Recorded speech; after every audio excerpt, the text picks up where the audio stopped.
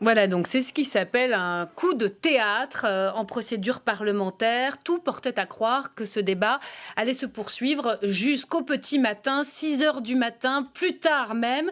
Que s'est-il passé précisément, Elsa ? Écoutez, Myriam, vous l'avez dit, c'est vraiment un coup de théâtre. Tout le monde avait prévu de passer la nuit dans l'hémicycle. On faisait des paris 6h, 7h, 8h.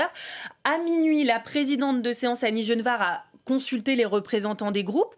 Normalement, tout le monde s'était mis d'accord pour une prolongée, c'est-à-dire on finit jusqu'à la fin du texte. Je crois même qu'Olivier Véran, dans certaines indiscrétions, l'avait dit. Il siégerait toute la nuit s'il le faut. Sauf que quand la présidente est revenue, et ça, je ne peux pas vous promettre que c'est inédit, mais en tout cas, je n'en ai pas souvenir d'avoir assisté à cette scène, elle a fait un vote à main levée, elle a compté qui voulait prolonger, qui voulait suspendre, et un peu à la surprise générale, la suspension a été...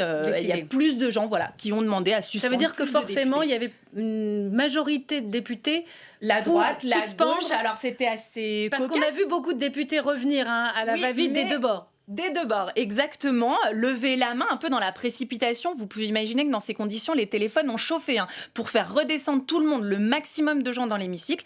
Sauf que là, ils étaient plus nombreux à vouloir suspendre les républicains, les socialistes, les communistes, les insoumis, les députés du Rassemblement national qui étaient présents. Et donc, la présidente de séance a annoncé qu'on suspendait et on reprend. Ouais, alors justement, très rapidement, parce que Clément Perrot nous attend avec des députés qui viennent donc de sortir de l'hémicycle, ça veut dire quoi ? Conférence des présidents demain, 15h.